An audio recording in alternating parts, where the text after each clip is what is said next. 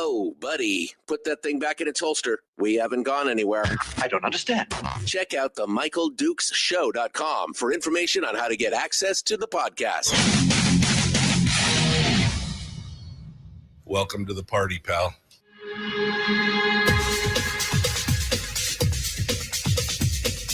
The Michael Dukes Show. The greed and the entitlement is astounding to me. What more could you want from a low-budget radio program? This is a dumpster fire. That was just BS. It is time to get a new perspective. We know just what you need, and we've got just the cure. Open wide and prepare for a steaming hot cup of freedom. I just don't fathom it. The Michael Dukes Show, streaming live across the world. Live around the world on the internet at michaeldukeshow.com and across the state of Alaska on this, your favorite radio station and or FM translator. Good morning, my friends, and welcome to the big radio show. It is a beautiful Monday, warm and I was looking for Dorothy Gale and the little dog last night, man. There was some winds like you would not believe going on around here. Absolutely amazing. 37 degrees as we broadcast from beautiful Homer, Alaska, on top of the world down here in Homer. I hope you guys had a great weekend and got a lot of stuff done and are ready to dive into it and get things rocking and rolling. Let's take a look at what we've got going on today on the program. It is both Montalbano and Myers Monday. I mean, it's like all the Monday, it's the good Monday, the good kind of Monday. And we're going to be diving into it here this morning in hour one with Sarah Montalbano, who's formerly of the Alaska Policy Forum, and now she's going to have to give us her new credentials because she's doing all kinds of stuff out there. It's amazing. And she's been talking a lot about the cost of renewables and what those are doing to things like oil and gas and things like that. So she's going to talk with us about AKLNG, especially in light of what's going on with all these other new costs of solar and wind and everything else, and maybe a little bit of what's happening there in the Cook Inlet. And I don't know, we're just going to we haven't had a chance to talk to her in a while, so I thought it'd be a good stuff to sit down and talk with her about.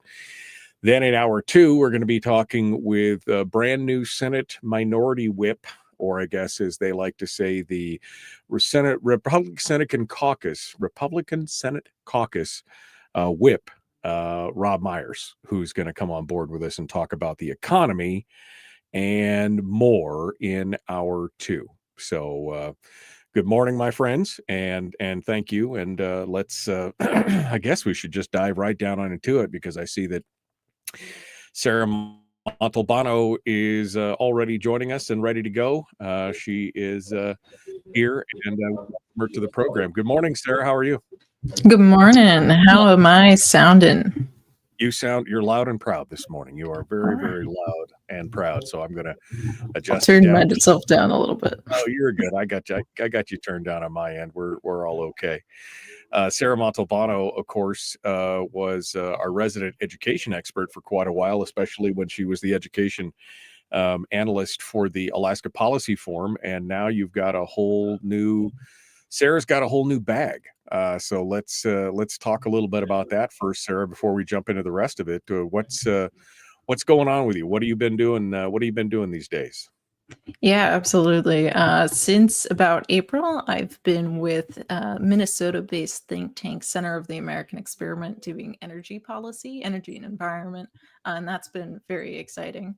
And I've also been, throughout this time, a senior fellow at the Independent Women's Forum. So I write also on energy and conservation there. And I recently wrapped up a stint with Young Voices.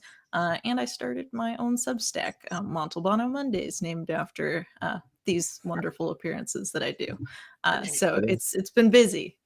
Yeah, you've been a busy lady, that's for sure. And if you don't subscribe to her Montalbano Mondays Substack, you can go out there and do so. She's got a lot of great stuff out there, especially when it comes like she said, she's focusing now on energy policy, but maybe she'll branch back out into other things here as she gets a little quote unquote free time. We'll see. We'll see what happens there.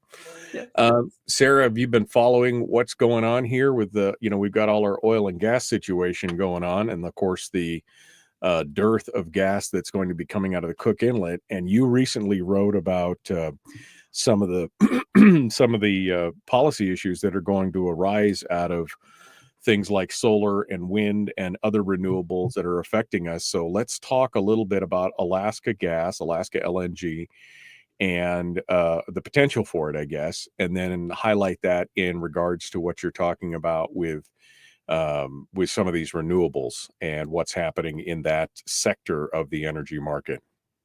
Yeah, it's a huge question, and I think AKLNG has a lot of promise. I really do think there's an opportunity for energy leadership in Alaska as well as the United States more broadly. We have a lot of foreign policy stuff going on. That means that it makes a lot more sense for us to do this kind of stuff domestically.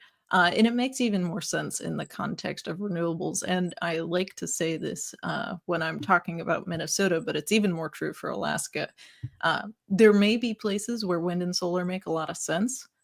They're not in Alaska.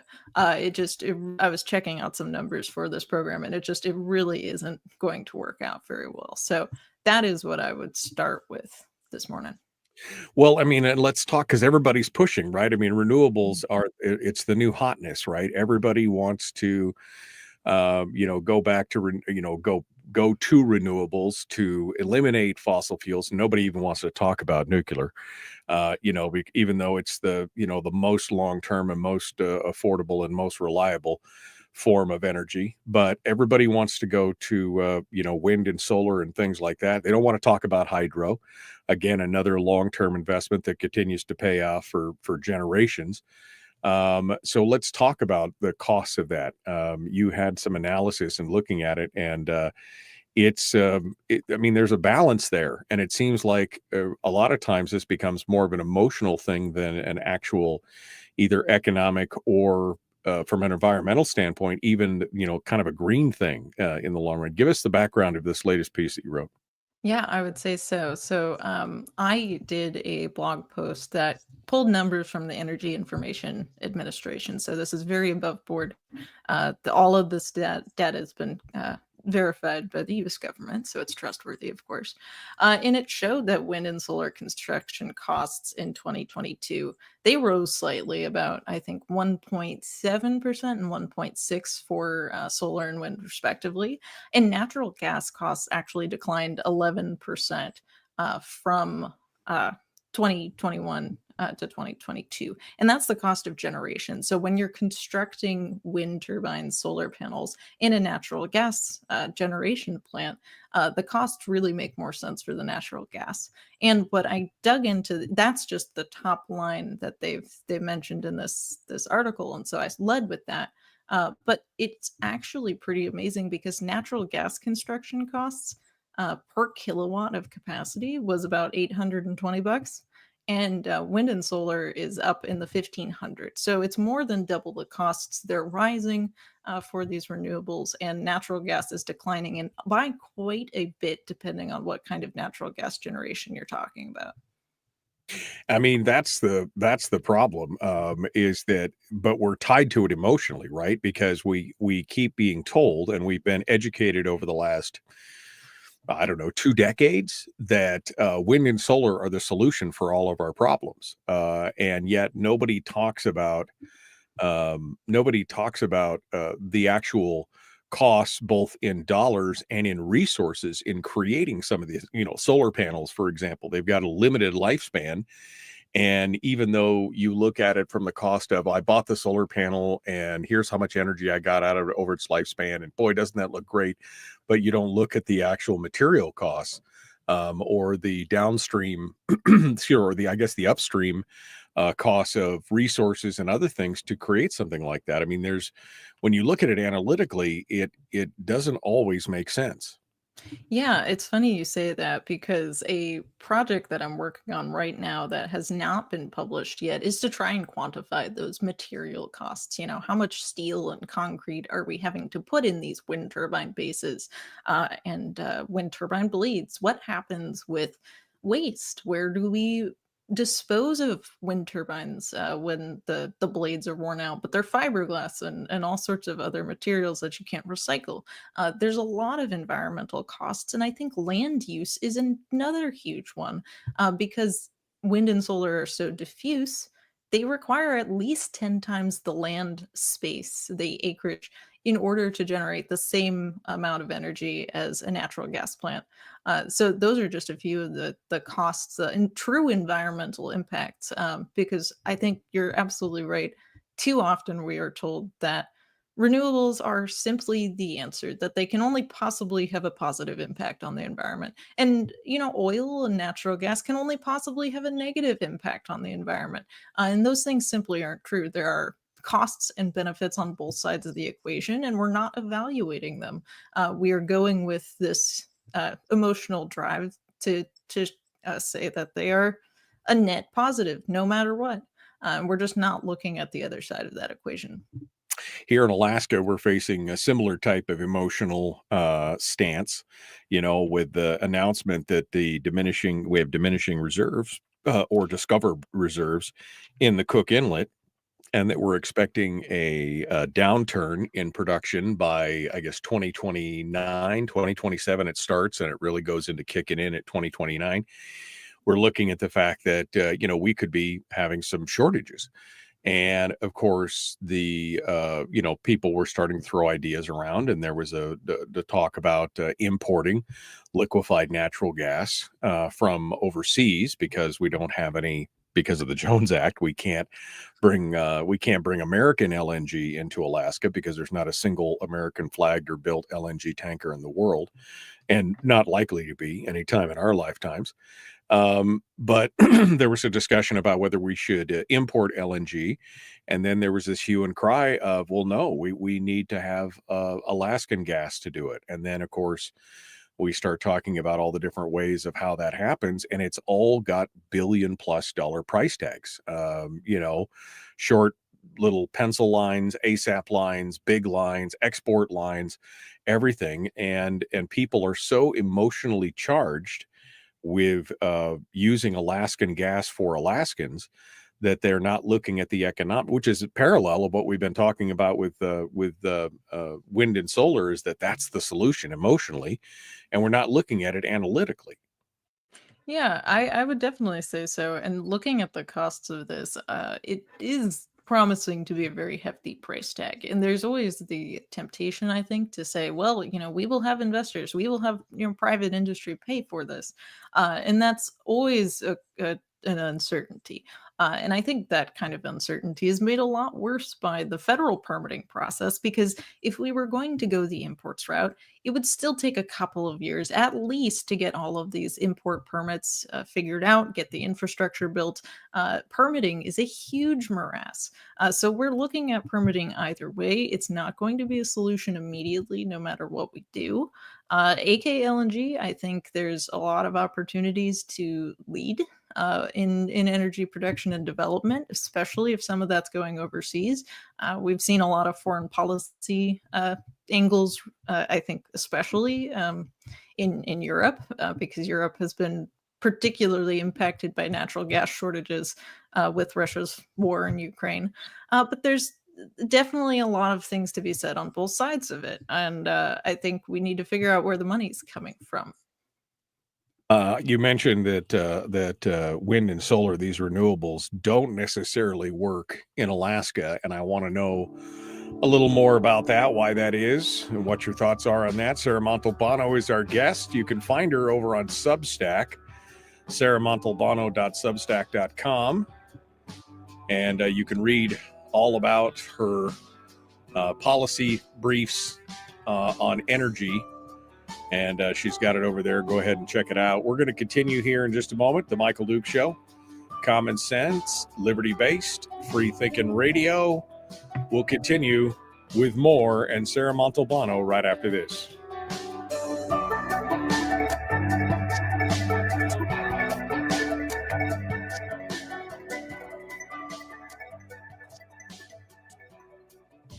If you missed the show, you can listen to it on your time with Dukes On Demand. Oh, and it's free. Like America used to be. Streaming live every weekday morning on Facebook Live and MichaelDukesShow.com. Okay, Sarah Montalbano is our guest, and we're talking about energy relief and everything else. Anthony says, as far as wind and solar go, their environmental impact and materials used, I like to use the analogy taking chemotherapy for a cold. I mean, it's a little bit like that. I mean, because nobody ever looks at I saw a little miniature documentary about the life cycle and construction life cycle of a solar panel here a few years ago. And I know technology has increased and things have gotten better, but I mean, it was amazing the amount of materials,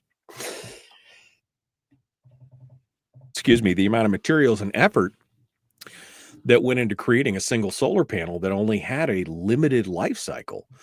I mean, in terms of energy production, we've got things like, hydro dams that last decades and decades, 100 plus years. And yet we've got, solar panels that last between 5 and 10 years. And the cost on them is just, it's a lot compared to what people, I think, would seem to think, Sarah.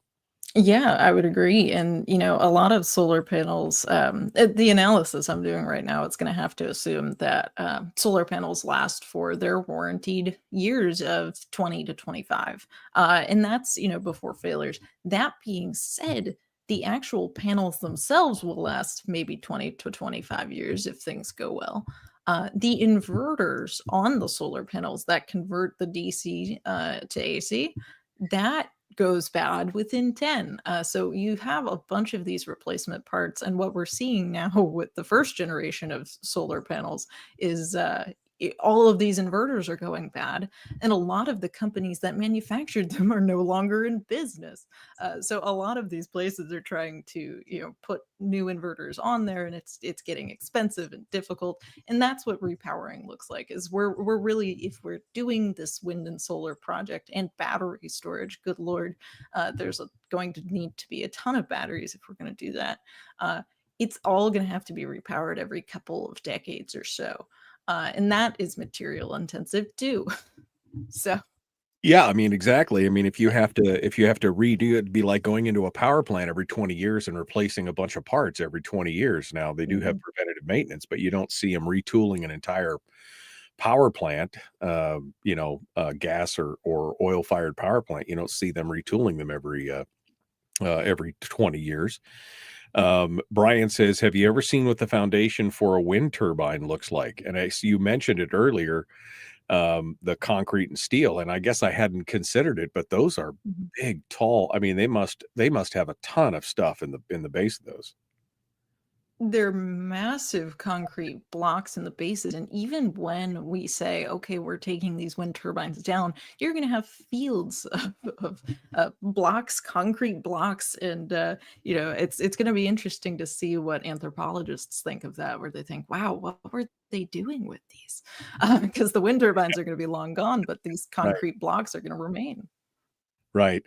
No, it's amazing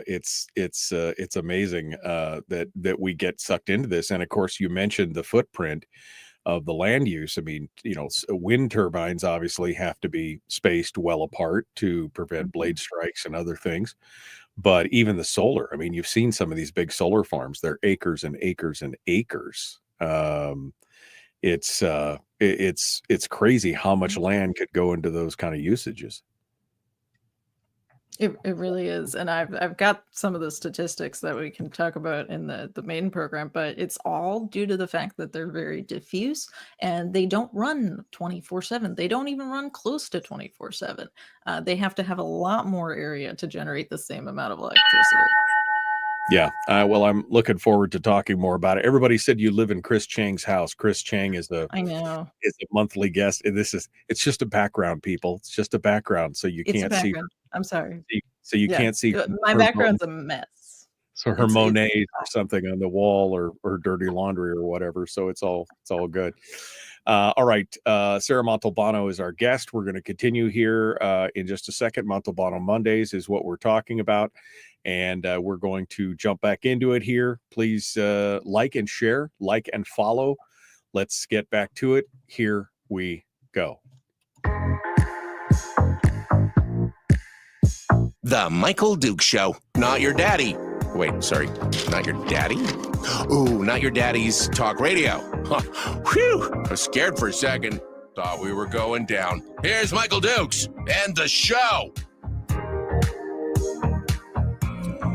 All right, we're continuing. It is Montalbano Monday. Sarah Montalbano is our guest, who is coming on to talk with us about energy policy and renewables. We keep hearing about how in Alaska, we really need to, in fact, the Democratic Party met in Juneau late last year, early this year, and they basically said that their goal is to eliminate our dependency, the state's dependency on oil and gas. And in fact, they want to see some of that stuff go away. Well, of course, energy is the cheap energy is the hallmark of any civilization. That's what causes civilization to advance, is the access to affordable energy. And the question is, can that be done in the state of Alaska? I mean, for solar, we're dark much of the year. We may have a lot of wind in various areas, but is it constant? And that's the question. You mentioned earlier, Sarah, that wind and solar may be great in some areas, but it's not so great in Alaska. Why do you say that? What's the spell it out for us? Yeah, it's an interesting question. And I was looking into this because obviously common sense dictates those kind of things. Being dark most of the year, solar can't generate anything at night and when it's dark. Wind turbines stand still quite a lot of the time. And this comes down to a statistic that I think is really glossed over in common discussion, because there is the capacity of a power generation source. That is actually just the maximum amount of electricity that can be produced by a particular generator. So, you'll say, this is a 1 megawatt solar facility. Okay, great. That doesn't mean that it's producing 1 megawatt over the course of a year or 2 years or 10, or even over a month or a day. That is actually the capacity factor. And when we look at the capacity factor nationwide, so across the US, solar produces energy about 23% of the time. So we're really only getting less than a quarter of that rated capacity number. Capacity factor is what's important here. And when I look at this, there wasn't a ton of resources about it. But what I was seeing for some community solar statistics in Alaska, capacity factor is only between 7% and 15%. For varying depending on characteristics of the project. So I really don't think utility scale solar would do a lot better. It's really a question of how many panels can you put out there, and it's really going to always be supplementary, especially if you don't have that backup. We will always need natural gas or coal-fired plants because they are the backup energy sources that can run and kick on in the event that the sun isn't shining and the wind isn't blowing. Well, they're baseline, right? I mean, it's the difference. Exactly. It's the difference between baseline and supplemental. Exactly. Solar and wind, they can provide supplemental power and reduce the dependency, but they cannot replace the dependency on gas and oil because it's a constant power supply. And like you said, if it's only 7 to 15% of the time they're receiving power from these renewables, I mean, we can't just be like, okay, the show can only be on for 15 minutes today, not 2 hours, because, my wind turbine's only going to give me 15 minutes of power. You just can't do that. Yeah, and you say, well, okay, we'll install a bunch of batteries. And batteries are an interesting case because they really are on the utility scale right now used to provide just a little bit of an oomph to supplement when natural gas and coal-fired turbines have to kick on. So my preferred solution to this is, the other thing about batteries is that you can't recharge them until the wind is blowing again and the sun's shining again. So once you've discharged, it's done, at least for the moment. And obviously, I think the solution to this is to have more affordable and reliable baseline power sources. And one of my favorites for that, and I think for Alaska in particular, is small modular nuclear reactors. We have a lot of small communities that could benefit from these kind of things. Some of these are so tiny that they can be shipped in on a truck. And nuclear doesn't have the capacity issue. They can run basically 24/7, aside from maintenance. So it's really, I think, a better solution for Alaska. And if you want to talk about going that renewables route, it's carbon free too. But I don't see a way with Alaska's climate and all of these various factors to actually get Alaska to this 100% renewables, especially if you're just talking about wind, solar, and batteries. Hydropower, nuclear are a much better option. Right. And you talked about the solar obviously being part of the problem, and with our darkness, but even wind. I mean, we do have some great wind sheds out there. I mean, we've got a big farm in Delta Junction where, basically it always blows. Mhm. We've got other areas where there's tons of pretty constant wind, but even that is not as good as or even that is, even though it's better than solar, it's still not as good as that baseline power we were talking about. Precisely, precisely. And yeah, all of that. The other problem with renewables is that you have to overbuild in order to meet peak demand. So, when everyone gets home and they put on the lights and the dishwasher and things like that, that's going to have peak demand surge. If you build enough turbines for windy days to meet that peak demand, that means at other windy times, you have to shut off those turbines in order to avoid overloading the grid. And that has a lot of costs associated too, particularly because utilities operators usually have to pay power plants for capacity that they're curtailing. So it's really, there's a lot of problems with renewables, and I could get into them, but it's I just don't see it making sense. They're Right. not running Right. 100% of the time. You also mentioned the real estate issue, and that has to do with the diffusion of both wind and solar, what it takes to produce that. And so here in Alaska, we've got a lot of land and everything else, but it still takes a pretty stiff footprint to be able to do any of this. Yeah, I agree. The Brookings Institution is where I got this figure that, an equivalent wind and solar resource needs about 10 times the land as a natural gas fired plant. And so that is just because you need the area to space out wind turbines, you need the area to put a large number of solar panels down. And I find it really interesting that renewables advocates aren't considering this very strongly, especially in Alaska, because if you want to preserve our pristine environment, it's really something to be thought of. It's just, well, would we rather have a small footprint, more intensive, more energy dense natural gas plant or something like that, or a small modular reactor, or would we like acres and acres of solar panels? And surely there are places to do it that would not make a huge difference, I'm sure. But it's really, really interesting.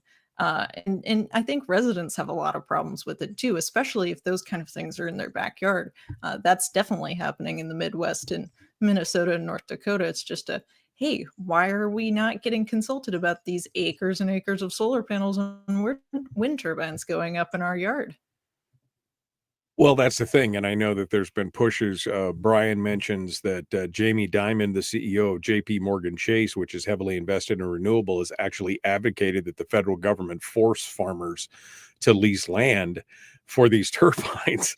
I mean, it is like, wait, you need to take farmland up to be able to Yeah. do this. How is that working? I mean, how, especially in light of the fact that it doesn't provide that. That's what always got me, is that it doesn't provide the constant power. It's not like a wind turbine is always going or a solar panel is always generating. This is all ancillary power. This is not mainline power. And yet we refuse to look at other options that are available.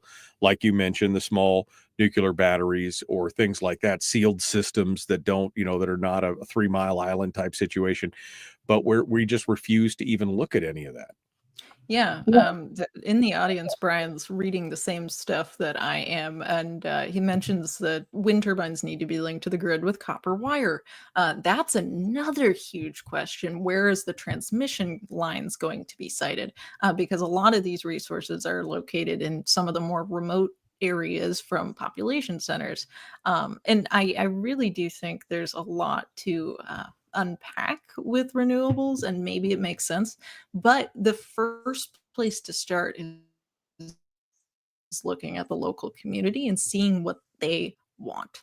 And I really do think a lot of communities do not want this. There's been a large pushback, I think, over the past couple of years, especially in the lower 48 for projects like this. And then for agriculture and farmers, when we have turbines and solar panels on the ground in the area that you would want to farm, there's very little else you can do with that land, especially because solar panels end up heating up the local temperature just by a couple degrees. But that's enough to really lay this land barren. And the idea of forcing farmers to do this is hilarious because, for the most part, the economics of the issue has made it very easy for farmers to say, yeah, why would I take the risk on planting and maybe having a bad crop and having to buy all these capital costs? I'll just lease out part of my farm for this solar panel endeavor. So that we're already seeing agricultural land lost to these kind of resources, and it's really a shame.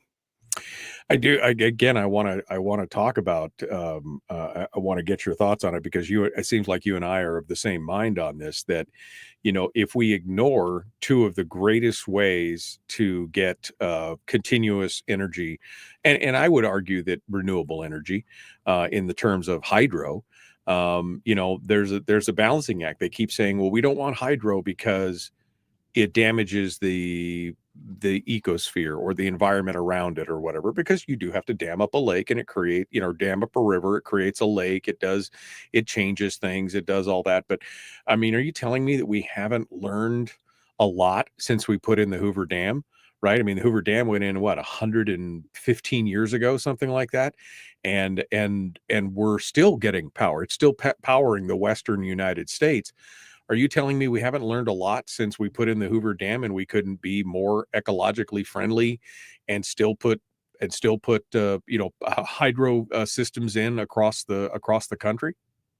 Yeah, I mean, I think hydropower is really one of the things that we should be looking at too, especially in places where water is abundant. I think in the southwest, it ends up being more of a question for people of, well, where do we get our water? And I think that's a fair concern. But a large it all comes down to the costs and benefits again. And I really do think the negative environmental impacts of hydropower are often overblown, though not non-existent.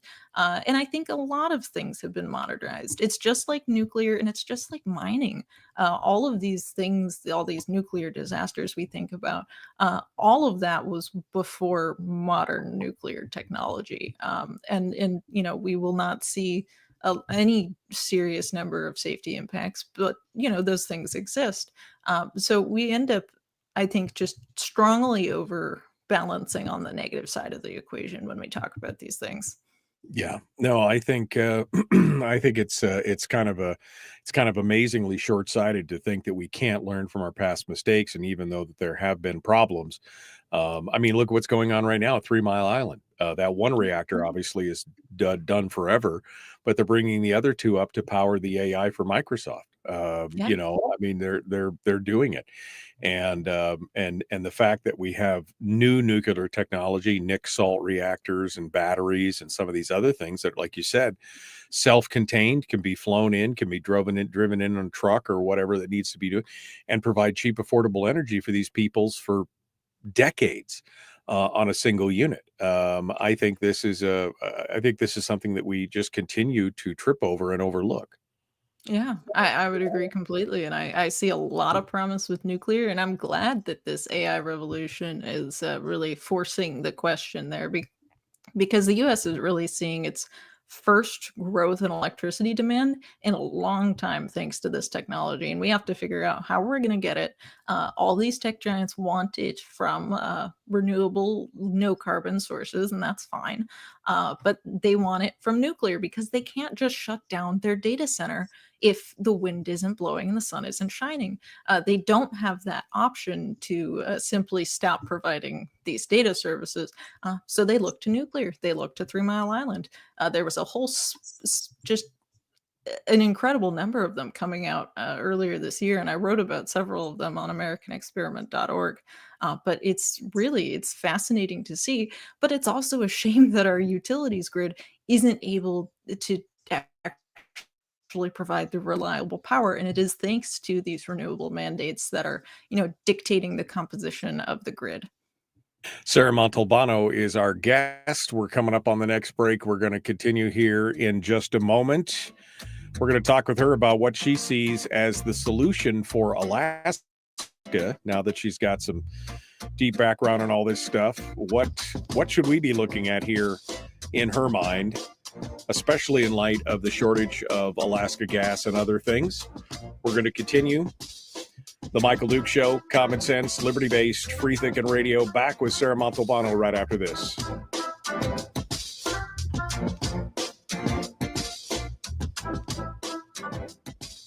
We're broadcasting live through a series of tubes, allowing all of these entities to provide streaming stuff going on the internet. Well, it's kind of hard to explain. Sorry. Streaming live every weekday morning on Facebook Live and MichaelDukesShow.com. Yeah, I should have some wind turbines up here, sir. I don't know if you can hear the humming behind me, but it's like the wind outside is like, should put a turbine up here and save myself a little power. But again, the short-sightedness. This has really been about a PR campaign, right? This is the PR campaign of solar is all green and it can do no bad. To wind power is green and can do no bad. Hydro is bad because it displaces the ducks or the fish or whatever it is. And of course, nuclear is dirty and we don't know what to do with, the leftovers and everything. But it's really, it's a PR campaign. It's a con job. I mean, we've been sold a bill of goods. Nobody is looking at what it costs to actually stand this stuff up in materials versus if you just gone with a traditional, gas or oil or hydro or something else. Nobody's looking at those things, the actual costs of setting the stuff up. They're just looking at the once it's up, now we could start counting it, right? Yeah, I agree. And the one thing that we haven't really touched on is that a lot of the materials in solar panels and wind turbines are toxic in some ways. Some of them, like cadmium, have to be disposed of in hazardous waste situations. We don't want that getting out into the environment. We don't want that getting into human supplies of anything. That's not ideal. But also, it's such a large quantity and variety of minerals, and we're not mining them domestically either. So when we are talking about the environmental impacts, we need to think about the coal-fired mines in China or the Democratic Republic of the Congo that are mining and refining cobalt for electric vehicle batteries. We have to think about all of these things. And if we're not doing it domestically, then we don't really know how much emissions or environmental impacts that's going to have. So that's another thing that I've been looking into in my research. Well, yeah, because we can't track the environmental impact of every stage of the manufacturing process. Yeah. And this solar panel documentary that I watched a few years ago kind of went into that. It was like, a lot of the raw materials and things like that are coming from overseas where we can't track it. But even if we estimated or guesstimated it, the cost to the environment of a lot of these things is pretty astonishing for such a quote unquote green process or green energy. Sure, once the panel is installed and everything's fine, then you can, like I said, then you start counting how green it is. But that's if you ignore what it took to make the whole thing to begin with. Yeah, absolutely. And again, just getting this impression that, it can generate 1 megawatt and it's the solar project, that's not the case. It's not running all the time. And it's often running for an embarrassingly small amount of time. An anecdote I recall from one of my colleagues in the Northeast was that they had a power blackout. And the utilities operator there said, yeah, well, solar really performed just as well as we expected, and it contributed zero. So they were expecting solar to actually just not contribute to getting back online with this at all. So I really think, and the reason that I feel passionately about this is because this is human lives at stake, and especially in Alaska, it's just not simple, not easy to survive if there are blackouts, if there are reliability issues, and we certainly don't need less affordable energy either. Cost of living's hard enough. Right. No, exactly. I want to again, I want to kind of bring this back to Alaska in this last segment, but what else comes to mind as you look at this across the country? What is your overall thought as you look at this across the country? I suppose the last thing I would note is that we've just had federal subsidies pumped into it from the 2022 Inflation Reduction Act. Right. And the Biden administration is scrambling to get those things finalized. And we've seen a couple loans, I think, to Alaska solar projects that I saw just a couple days ago finalized through the EPA. They're locking down a bunch of research and studies that's going to make it harder for the Trump administration to undo some harmful rules. So that's just kind of the federal landscape. And because Alaska needs federal dollars, at least believes it does, that's a very, very important consideration as we come up with these projects to try Right. and meet that expectation. Well, the federal government is famous for investing in poor choices. Let's face it, with Solyndra and everything else. I mean, we've seen how well they do in choosing winners and losers, and of course, that's the problem overall with government and picking winners and losers is the government is historically bad at picking winners and losers in these kind of situations and pouring millions and billions of dollars into into these projects when they turn out not to be the pie in the sky that everybody thought they were. All right, we're 10 seconds out. Sarah Montalbano is our guest. We're going to continue here in just a second. The Michael Duke Show, common sense, liberty-based, free thinking radio. Let's get to it. Here we go.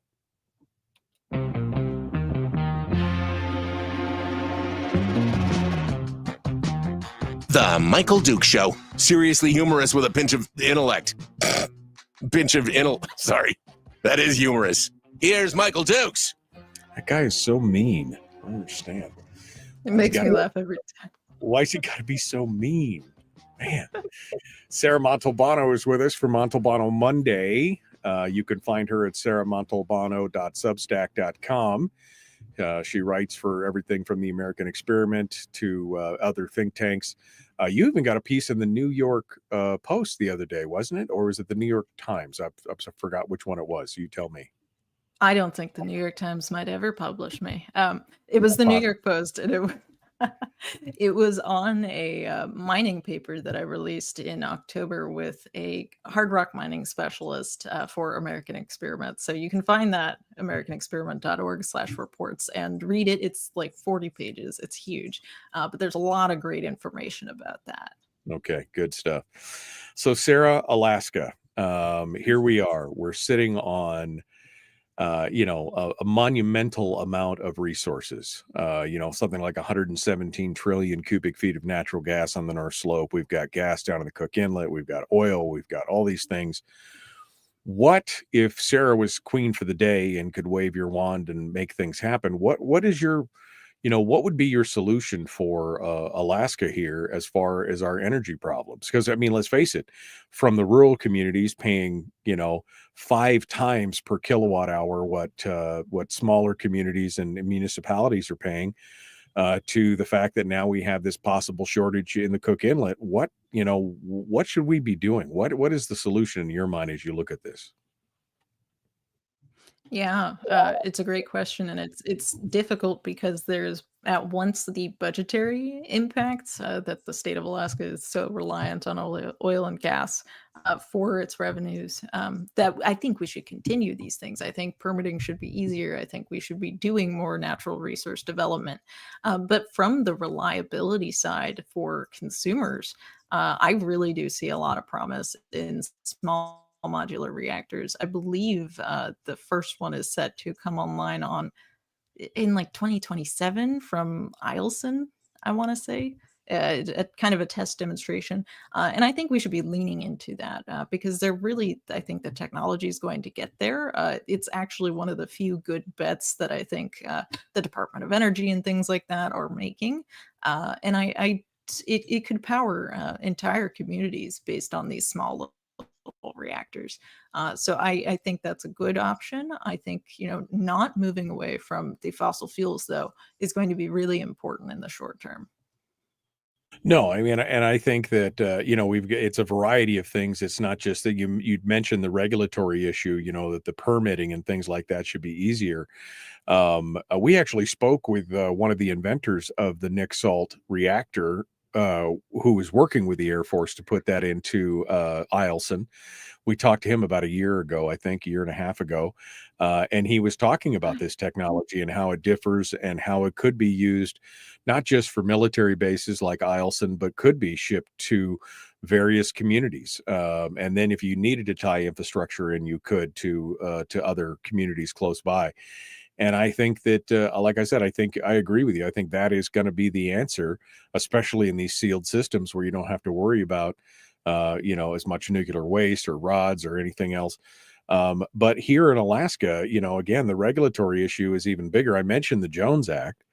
I mean, essentially, we could be importing our own natural gas from the North Slope. Now they'd have to dredge out a deep water location on the North Slope to be able to pull the tankers in, but they could liquefy the gas on the North Slope, take it around the Horn of Nome, and come back around and put it in at Nikiski or Matsu or wherever, and we could have an offloading facility there. But the problem again is the regulatory. The Jones Act won't allow us to do that, and there are no American-made ships.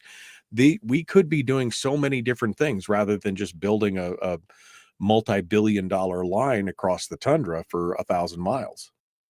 Exactly. Oh, I understand completely. And the Jones Act was one of the things I learned about early in my tenure at Alaska Policy Forum, and I was floored. It's amazing how much that one little thing, that one little law from 1920, really impacts Alaskan standard of living and costs there. Imports would certainly be a lot cheaper in some ways. I have not looked at the studies and actually done the math on the LNG project versus imports. So I would preface my commentary with that. But, we are going to be looking at permitting processes either way. So I would caution anyone to feel like, well, imports sound easy, let's do that. It's not going to be as simple as we think. No, I mean, I don't think anything is simple. Any No. solution to this is simple, but as far as speed and availability and cost, the importation route is definitely, because it's been done time and time and time again. It's a known quantity, and it could probably be well done. I mean, some of the cheapest options for in-state LNG is in the $10 billion range. And if you don't have the economics of it, who's going to pay that money? Who's going to pay for that? I mean, the ratepayers are obviously going to pay for it in the long run. But if your heating costs or your electricity costs are going to double in the next 10 years, just for the pleasure of burning Alaska gas versus some kind of imported LNG at a fraction of that, even half that, then it makes more sense in the long run, or even in the short run, to stand up some LNG import facilities and make that happen. Yeah, and I would even hazard to say that we need more d- more options in the sense that we don't want to be dependent on imports. I mean, look what happened to Europe in the aftermath of this Ukraine war situation. I mean, they are still EU countries are under a voluntary, I say, reduction of natural gas consumption by about 15%. So their standard of living is not as high. They're not consuming as much natural gas as they would otherwise. They've had mild winters, so that has been a saving grace for them. But it's the kind of thing that I'm reticent to say that either of them is an easy solution. Obviously, you don't want to pay more simply for the pleasure of having a domestic resource, but domestic resources offer some certain benefits in that way too. So I think, right, yeah, the security of exactly the security of the domestic benefit. Yeah. I mean, but that argument could be made about Alaskan grown food and a lot of other things. I mean, we have to face the fact in some ways, I think, that we're in a global economy. And that as much as we'd love to have all of our manufacturing, we'd like to be self-sufficient in all those ways. It's not always feasible or viable. It's not feasible from an economic standpoint. We could produce most of our food here in Alaska. It would just cost, I don't know, 100%, 200% more than we are right now. So it's a difficult pill for people to swallow. They want it both ways. They want the cheap, affordable, whatever it is, food, energy, whatever, but they're not willing to pay that price for it, and it makes it difficult. We got the last 2 minutes here, Sarah, so I want to give you a chance to sound off and finalize final thoughts, and then tease us with anything else you're working on. Yeah, I love this portion of things. I really would say that, there's a lot of solutions to these things, and wind and solar and batteries ain't it. We have a lot of ways to be self-sufficient, and I think nuclear reactors in the long term are going to be definitely an answer for a lot of electricity needs. And I guess what I'm working on at American Experiment is exactly this kind of material intensity question. So I would encourage you all to look out early in 2025 for my research on that, and go to my Substack, Montalbano Mondays, sarahmontalbano.substack.com. Follow me there. I post every Monday, usually things that I've written for my other resources, so you don't have to go through all sorts of websites to see what I'm up to. Yeah, no, and it's always good stuff. It's always thought-provoking. Are you, I know education was kind of your first love. Are you still kind of dabbling in education in the background, or what? Are you just focused on energy right now? I'm dabbling, but they keep me busy. I wrote in National Review actually recently about the ranked choice voting initiative that went down, and it was right after the election, so we didn't know that for sure. But I've written on those kind of things. I dabble. She's a dabbler. She's a dabbler. That's right. Sarah Montalbano, again, you could find her at Substack, Montalbano Mondays, sarahmontalbano.substack.com. I recommend you go over there and do some of that reading because she's always got something good up there. Thanks for coming on, Sarah. It's good to talk with you again. We'll chat with you again soon, okay? Thank you. Yeah, it's always a pleasure. All right, hold the line for just a second. Folks, we're out of time. Coming up next, it's Senate Republican Minority Whip, Robb Myers. Wow, look at that. It's all good stuff. We're going to be back with more of The Michael Duke Show. Common sense, liberty-based, free thinking radio.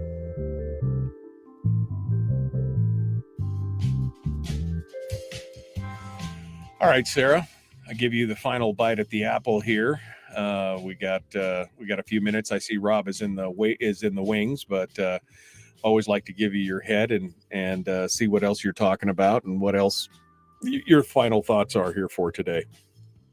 Yeah, I'll have to hop in just a minute, but I am looking forward to seeing what the legislature does on education, and it feels good to kind of just be watching it as a spectator this time around. Not being part of your job, I've got to watch it all the time. Yeah. I like being like, oh, what's going on with that? And I can pop in and look at the news. Did you see the story today that said that that Dina Bishop has said that districts should stop relying on remote instructions for weather days? Have you seen that? No, but yeah. As a kid who got school days or snow days, I agree. Yeah. The fact that kids don't get snow days upsets me a lot. Well, it's the remote learning. It's when all the cities and places go to remote learning for the snow days, and they're like, you guys can't count those as educational days now. Even though it's gotten to be more prevalent, it's interesting to see what's going on with that. But we'll get your take on this in the future. Sarah, thanks so much for coming on board and joining us today. It's always good to talk with you. Thank you, Michael. I appreciate it. All right, we'll talk with you again soon. Sarah Montalbano is our guest here for Montalbano Monday. Let's pull Robb Myers into the conversation and check out his audio and everything else to make sure everything is good. Hello, my friend. How are you this morning? Hi, good morning, Michael. You're a little harder to hear. Did you get further away? No, I did get further away. I got further away, and so I'll shout from here. How's that? Is that better? Get that going on. It's I got a little further away. I went down into the banana belt of Alaska, and it's a good time is being had by all. Let's just put it this way. Although the wind, like I said, I feel like I'm in Kansas and should be looking for dogs and broomsticks flying by the window. A little windy today, but we're good. All right. So are you all ready to do your duty here and tell us all about the new Senate organization and the upcoming session and economics and stuff? Oh yeah. We're all fired up, ready to go here, and just pulling up. Making some last minute notes this morning, just pulling those up, make sure I'm ready to go, make sure I don't miss a couple of things. So as Brad was talking last Tuesday, we're in for a wild ride. It's going to be a rough one. And that's the thing. And that's the thing that nobody seems to want to admit is that it's going to be a tough lift from day one. It's going to be a tough lift. And nobody seems to really want to talk about that. So we're going to continue with that, and then we'll talk about again the private economy and the public economy and everything else. So all right, well, I'll put you back in the chat room, or I'll put you back in the green room rather, so I can go to the chat room and take a look at what's going on in there. We're going to get all that squared away here in just a second. There we go. Let's get this going on. All right, let me look at the comments here. I read a few of them throughout the show this morning. What is a minority whip and what do? Well, first they give them this whip and it's a cat of nine tails, and they no, it's a whole different deal. It's a whole different deal. Brian says, interestingly, my Colorado friends that asked about who was pushing against ranked choice voting said it was the county governments, and oddly, the newspapers who were pushing against ranked choice voting. That's interesting. That is interesting. All right. She does have some good stuff on Substack. Brian's right there. Sarah's good to come over. Kim says, all over the news this morning, price of oil going up because of the Syria implosion. Okay. We'll see what happens there. Brian says the subsidies totally distort the economic realities. The renewables have their own constituencies because people like Jamie Dimon and Solyndra. Yeah, taxpayers screwed again. Yeah, I mean, again, that's the problem, is that it artificially changes what's going on in the market, and that is the bigger problem. There is that it's the market being manipulated by the government and them trying to pick winners and losers. And obviously they don't do a good job with that. They don't do a good job with that at all. Let's see. What will save more money and energy in Alaska? More 40-degree days in December like it is today in Fairbanks. Well, I mean, yeah, but that's something you can't necessarily count on, right? That's the thing you can't even count on. Richie says, good morning, Alaska. So has anyone else had someone from the borough's assessor's office randomly show up at their place lately? Happened to me on Friday. I'm sort of annoyed by it. I haven't, but it does happen, and it is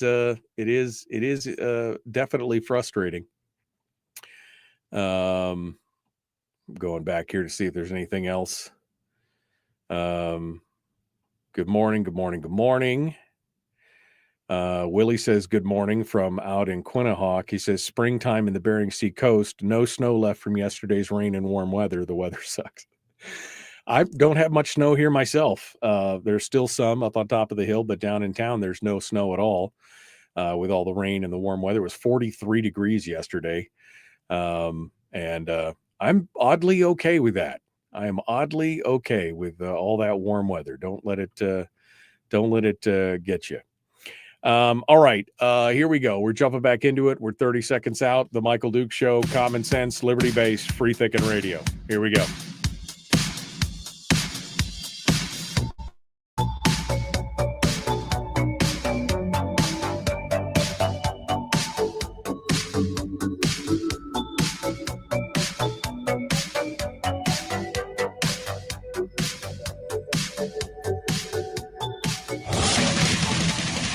Whoa, buddy. Put that thing back in its holster. We haven't gone anywhere. I don't understand. Check out the MichaelDukesShow.com for information on how to get access to the podcast. Welcome to the party, pal.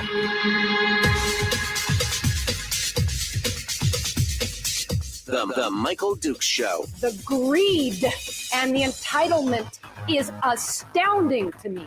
What more could you want from a low-budget radio program? This is a dumpster fire. That was just BS. It is time to get a new perspective. We know just what you need, and we've got just the cure. Open wide and prepare for a steaming hot cup of freedom. I just don't fathom it.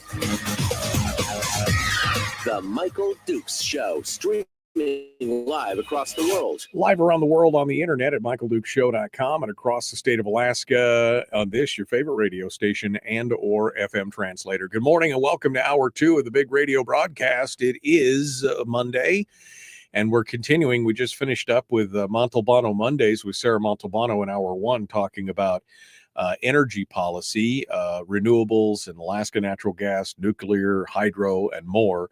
It was a great conversation. If you missed it, you can go back and listen to it on the podcast, available wherever you find podcasts. And of course, Spotify is one of my favorites. In hour 2, we're ready to go to talk about Myers Monday. It's Robb Myers, State Senator Robb Myers, who is now the new Senate Republican caucus whip, the minority whip. And people, of course, are going to want to know what exactly does that mean. And then we're going to talk about economics and energy and all different kinds of stuff here with Robb Myers, who joins us right now. Good morning, Robb. How are you doing, sir? Oh, we're doing all right so far, Michael. It's a Monday morning. I'm supposed to be going back to work today, but I was talking to our mechanic that was looking at my truck over the weekend. He says he's got some problems, so it might be a little bit later in the day until I make my way north. But we'll find out soon enough. This warm weather, is it messing you up, or is it good for you, or what do you say? You love stepping outside when it's warmer, but the driving gets worse unfortunately. So honestly, kind of that 0 to 20 below range, that's great driving weather. So it starts getting up warmer. That starts freaking me out when I hit the hills, and I might have to start throwing chains on the truck, things like that. So it's a mixed bag. Right. Mixed bag for sure. All right. Well, first things first, congratulations on being elected as the Senate Republican caucus whip, the minority whip. And people are asking, what does a whip do? I mean, I think this is a good question since you're here. What is the what does a minority whip do, or a majority whip in that regard? What is the position of the whip? Well, so first of all, I've had one or two people suggest that I should start dressing like Indiana Jones. That's one possibility. Right. But, or Catwoman, one of the two. I'm not sure which one. I'm not going that route. No, the world does not need that. So normally, if you're in a larger body, like, Congress, something like that, the whip's primary job is to go around and check in with everybody and make sure you've got the votes for something before you put it on the floor, to make sure everybody's going to hang together, make sure that the numbers add up for whatever, vote that you're doing. in our case, because, there's all of 6 of us, um, that's not so much necessary. But so the whip is kind of the second in command, step in when the minority leader is out. Excuse me, the Republican caucus leader is out. And step in on the floor, things like that. So it's a little bit more fluid. It's, it's just an indication of, all right, this is our leader. This is the person below that, the fill in the second in command kind of thing, when necessary. So that's the direction we're going with it. And we're going to have some talks between now and the beginning of the session to kind of finalize some things within the caucus, as to exactly who's going to be in charge of what. So more to come, but that's kind of the basic concept behind it. Right. Yeah. Kind of you're cracking the whip, so to speak, on making sure and lining up the votes for certain things. But since there's only 6 of you, it makes for a whole different thing. That's for sure.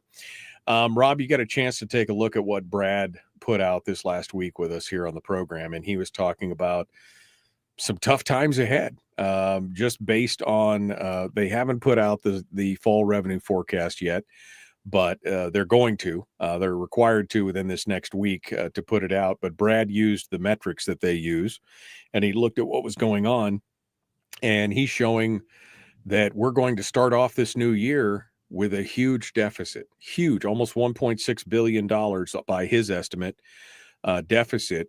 And that doesn't look good going forward. It doesn't look any better.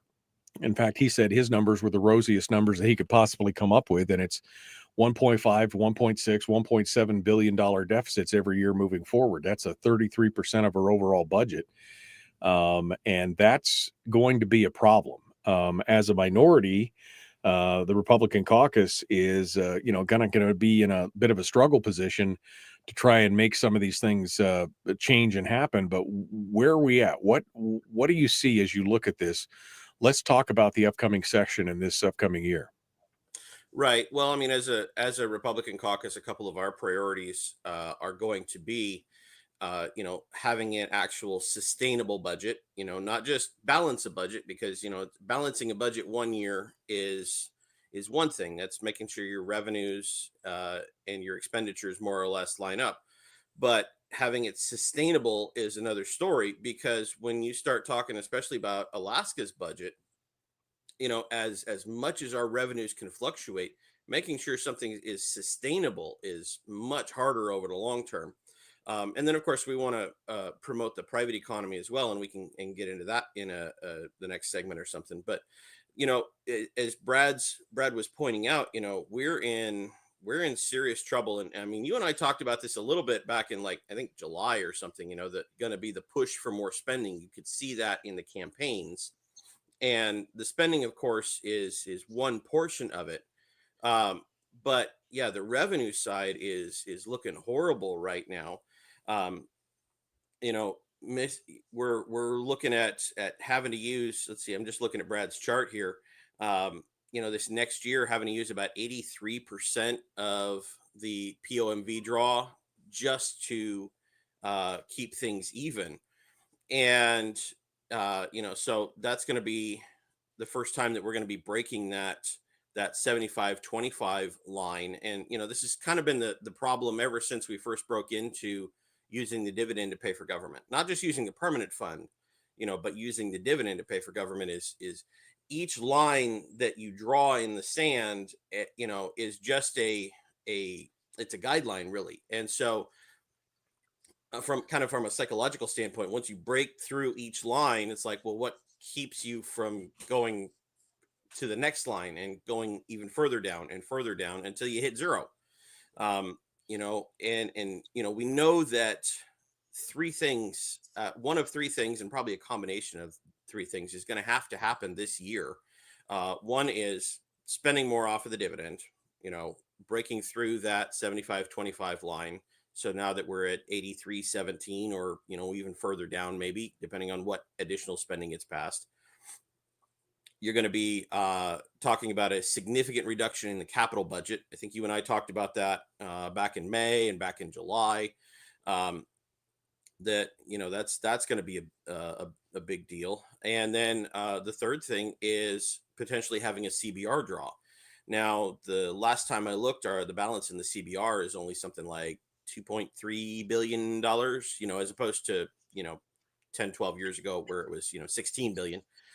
But so you can you can use a little bit of that to cover a little bit of the gap, but not a ton of it, because you don't have much there. And of course, that takes a 3/4 draw. That means you need 15 votes in the Senate. The majority's got 14. You need 30 votes in the House, and the majority's got 21. So I'm going to be taking a wild guess and saying that they're going to be looking at that CBR draw and saying it doesn't look likely that we get that. And so they're going to be leaning more heavily on the other two. So, and of course, when you and I talked back in July, oil prices hadn't started dropping yet. That kind of started shortly thereafter. Right. And, even with the craziness in Syria from over the weekend, just from compared to, what was it, Friday or Saturday, oil's up a little bit, but only by about $1.50. We're still looking at oil in the $72, $73 barrel mark, whereas the budget we passed was assuming that oil was at the 75, 76 barrel mark, which means we're already going to go into this and be a couple $100 million in the hole for the budget that we're already in. That's not even counting the budget that is coming, that we're going to have to pass this year to count for next year. Yeah, forget about a supplemental budget. Forget about anything else, because just basing it on right now at $75, and again, any Syrian bump in my mind as I look at this, and looking back in history, those are usually very short-lived. They go up for a while and then they come back fairly quickly on the other side. It's not that's not a long-term solution. Betting on the IFCOM is not a long-term solution. And as you said, the major contributor, the major solution to this is taking more of the permanent fund. And if it's 84% at a flat line, that's what Brad had said. It's 83% and change at the flat line level. What happens if they increase because the BSA increased at 1430, which is what they were pushing for. That's $600 million. Is that, am I remembering that right? It's about 400 million. But 400 million. Okay. Let's keep that in mind, though. Okay. I don't know if you saw, I think it was about 3 weeks ago now. I'd have to go back and find it again. There was an op-ed in the ADN saying that, or from a member of the Anchorage School District's board, that was looking at that number and saying, well, that 1413 number, that was being based on since the last time that we had a significant increase in the BSA and accounting for inflation. But if you really want to take care of the Anchorage School District, even though the BSA was going up, because our student population was dropping at the same time, the amount of money that we were getting from the state was dropping. So if you really want to push for that, increasing the BSA to help the Anchorage School District, let's go back and adjust it to the high point of the dollar figure that we got from the state. And that was in 2011.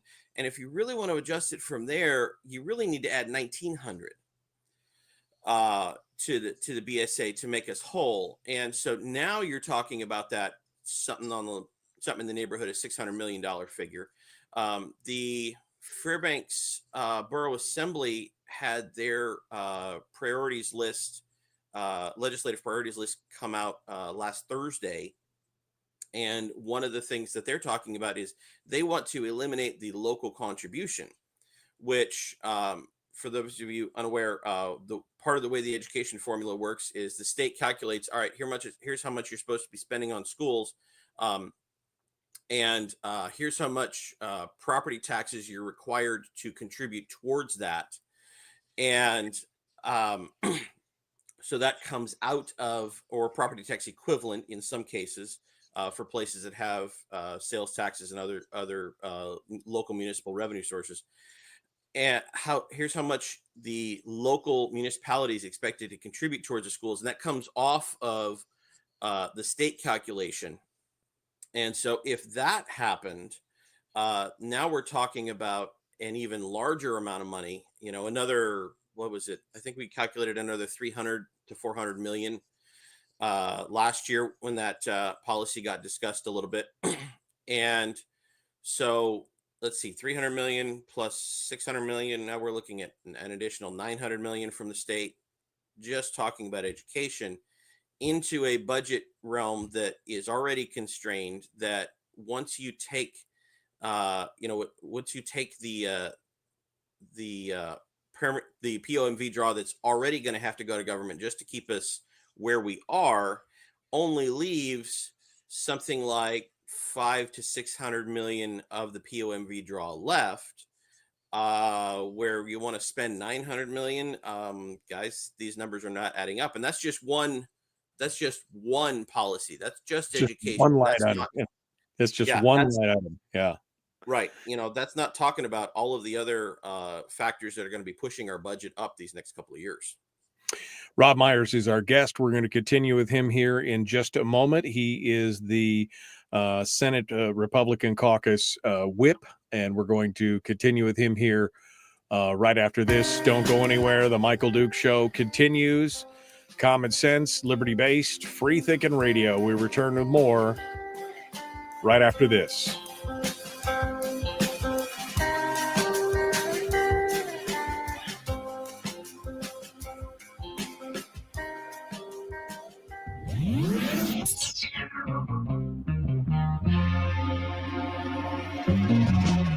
Running on 100% pure beard power. Oh, also some coffee.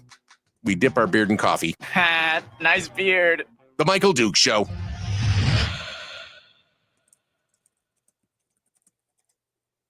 Okay. Robb Myers is our guest this morning as we continue through here. And yeah, that's what kills me, Rob, is that's one line item. And then they talk about defined benefits, which, again, Reason was estimating $10 billion over 30 years, so $300 million a year, probably with a little more to stand it up the first year at least. So $300 or $400 million on top of that. We're already $1.5 billion, and now you want to add another 1.2. We're going to be $2.5–3 billion in the hole if they get all their spending that they want, and that's all of the PFD at that point, right? And then some. Yeah, we're way past the PFD. We've got the PFD gone, just dealing with the education spending, and then we talk about DB. Then you talk about the fact that we've got contract negotiations coming up over the next couple of years for the various government unions that have not seen significant raises after going through this last big inflationary period, which those are going to go up as well, especially the ones that have direct competition with the private sector, because, hey, if you don't want to do DB as a way to keep people around, another way you keep people around is you give them a raise. That's more sustainable than DB, but that's still money out of the pocket that we're going to have to talk about. And, there's going to be pushes in other areas as well for our dollar figures going up. And of course, this should be of no surprise to anybody that was following the election, because that's what a lot of these folks ran on, right? Was more money for education, defined benefits, subsidies for the Cook Inlet gas issue in some way or form. I mean, it's just more spending, but nobody is asking, how do we pay for it? And that's the thing, Rob, when you look at these numbers as a legislator, don't you just go, how are we going to, isn't that the first question that comes to your mind as you look at this, is how do we overcome this? I mean, that's definitely up there is, where's the money going to come from, and how do we fix this death spiral that we're in? You and I've talked about this a lot in the past, is, we got into this mindset back in the 70s and the 80s that just say, okay, well, we can spend whatever we want because, the oil companies are going to pay for it in some way, shape, or form, with whether it's the oil royalties or the severance tax or the corporate income tax or whatever. Well, if the oil companies are going to pay for it, then what do we care how much it costs? Let's just throw money hand over fist. If we have a problem, let's throw money at it. If you got a hammer, every problem looks like a nail. If your hammer is money, then, this is the result that you get. And this is 50 years of habits that we're having to fight against here in the legislature. And that, the cycle is going to run out at some point. We broke into first the CBR to deal with it. Then we broke into the permanent fund. I think we can talk about this a little bit in the next segment, but we already know from kind of some chatter that the oil taxes are going to come up as part of the discussion this next year or so, especially in the Senate side. The House seems to be a little bit more resistant, but even then, the margins are really close. So it's going to be there, and then of course, there's federal spending too. And hey, you know what? Alaska's heavily dependent on federal spending. Some years we spend more federal dollars than we do state dollars, and we just elected a new administration that is talking about cutting federal spending. So what's that going to do to Alaska? Right. I mean, if Doge gets its way, I mean, Elon Musk was floating numbers the other day, something like $2 trillion. $2 trillion. That's a lot. That's a lot of zeros at the end of that. Not that it's not the right thing. It's just there's going to be an impact. If you cut $2 trillion out of a federal budget, there's going to be an economic trade-off somewhere down the road. And it will mostly be on a lot of the states that have become so dependent on that federal money, like Alaska. I mean, we're a dependency state at this point, right? I mean, that's where we're at. Exactly. And that's what we're running into is we got dependent on those revenue streams from oil, from the feds, from other places, and now some of those streams are running out. This is what happens when you start depending on income you can't control. The Michael Duke Show. Not your daddy. Wait, sorry. Not your daddy? Ooh, not your daddy's talk radio. Huh. Whew. I was scared for a second. Thought we were going down. Here's Michael Dukes and the show. Okay. Continuing now, Robb Myers is our guest. He is the Senate Republican Caucus whip in the Alaska Senate right now. We've been talking about the economy and this dependency that we have.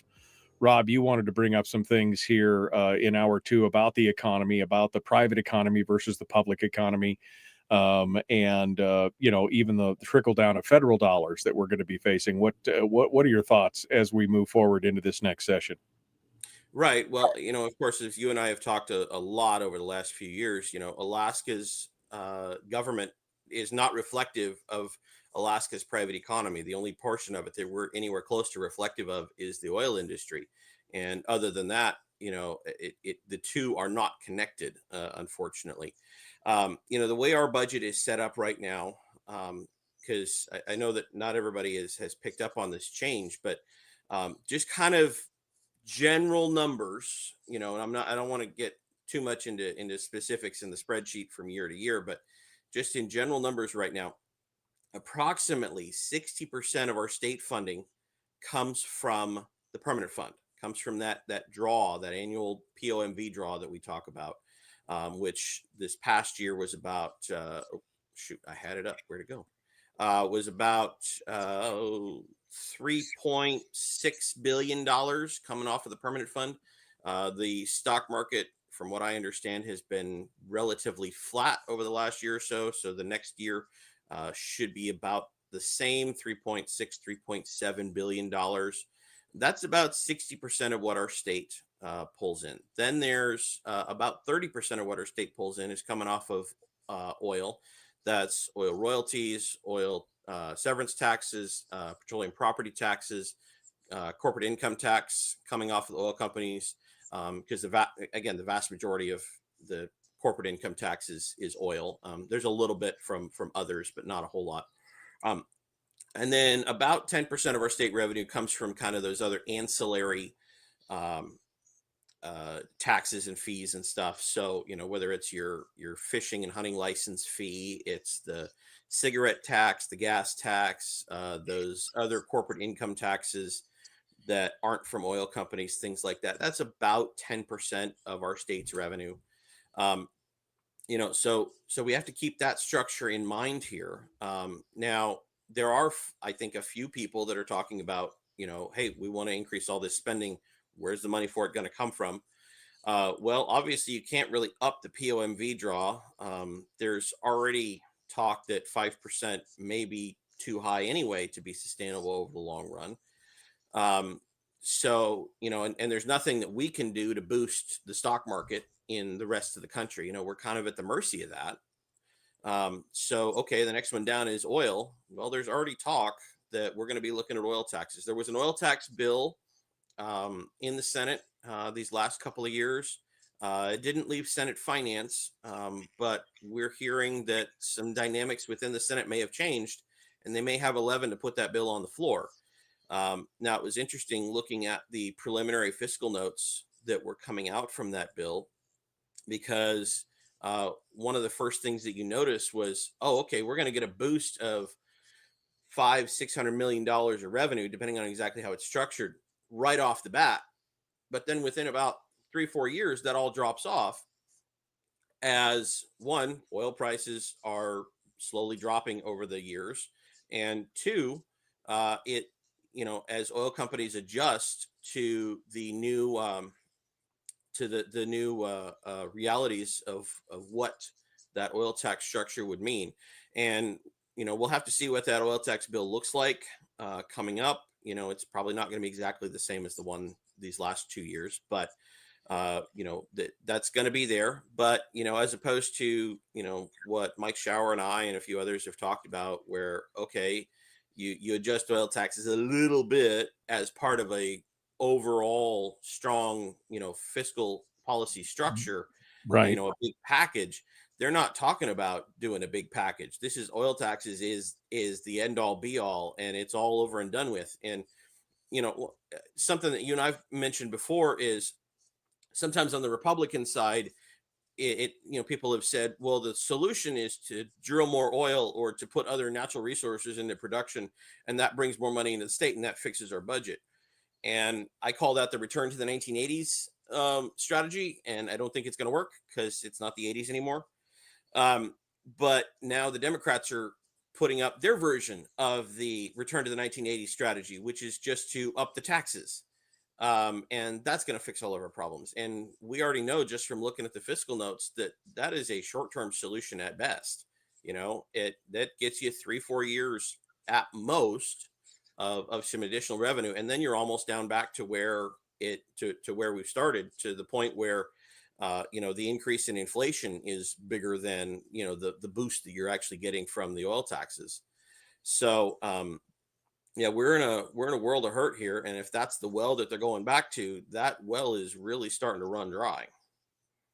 Well, and this is why you guys have continually talked about a comprehensive, holistic plan, right? It can't just be any one thing to fix the problem. It has to be a multiplicity of things, including the dirty word for a lot of legislators, a spending cap. That idea that you're going to constrain their spending, and of course that's not what they ran on. They ran on more spending, regardless of how it gets paid for. That seems to be the answer.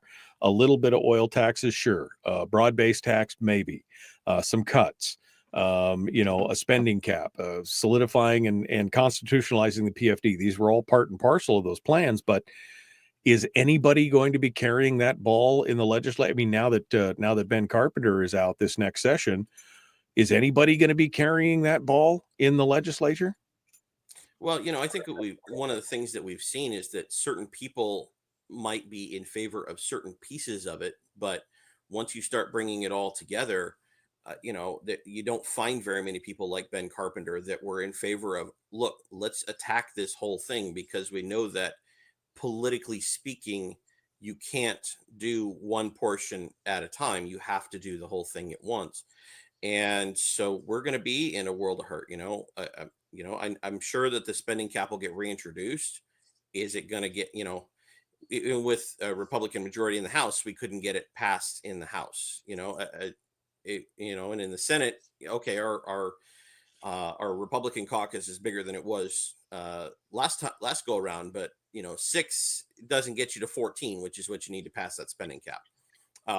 So, if as I said last segment, we've got 50 years of the legislature saying, money is our hammer and every problem is the nail.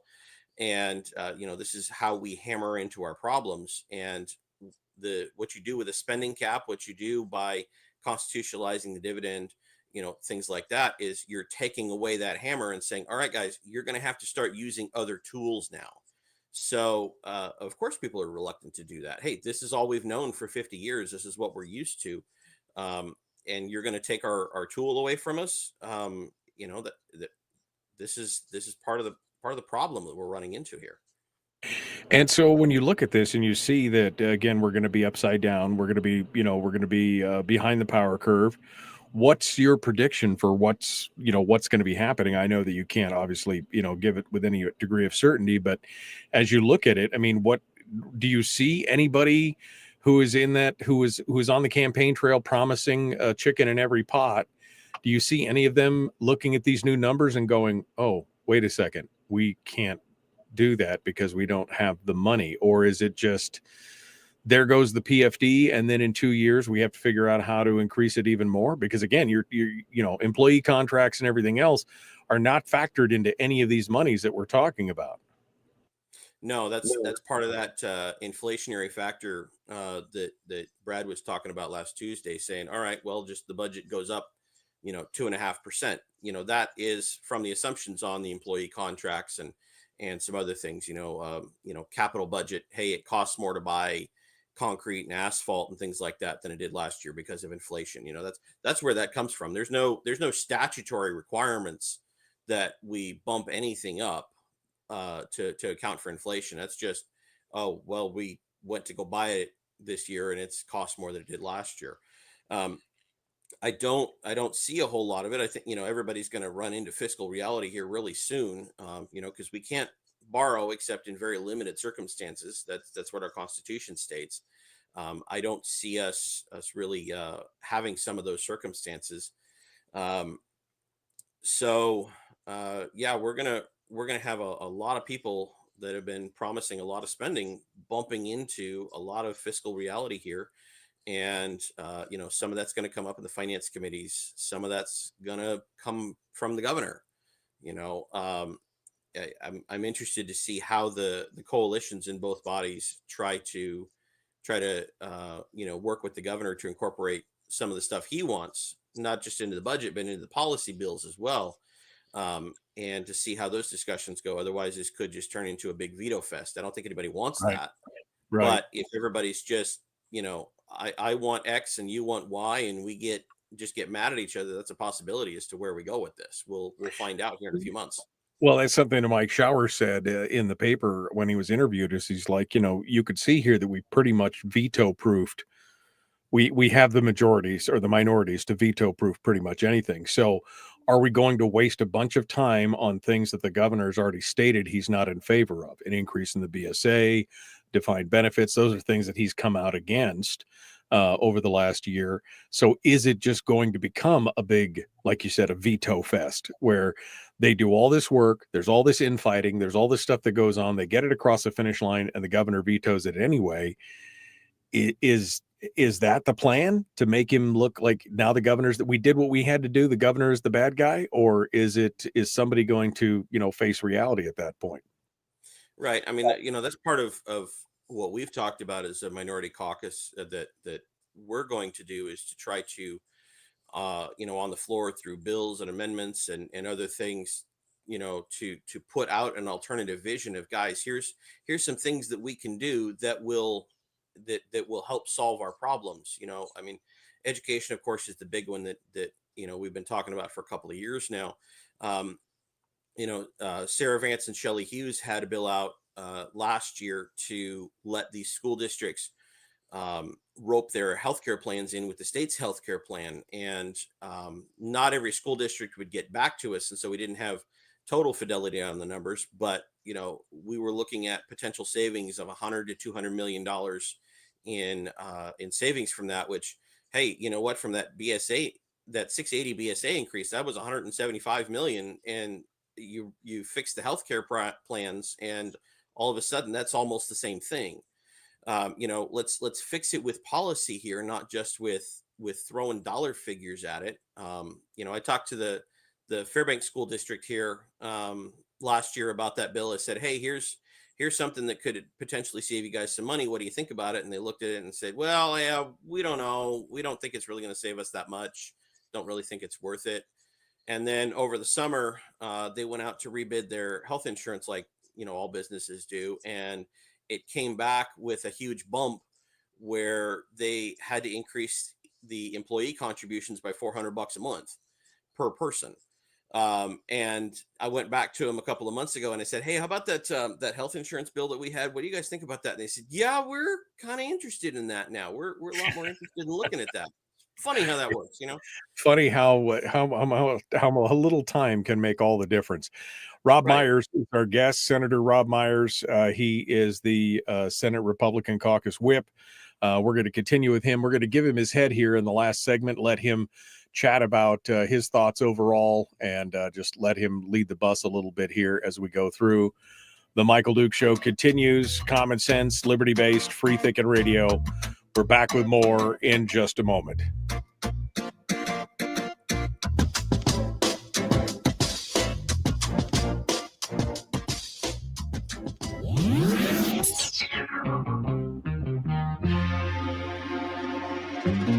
Listened to by more staffers in Juneau than any other show because their bosses told them to. And after what they just heard, oh man, they're going to be pissed. You're a bad, bad man. The Michael Duke Show.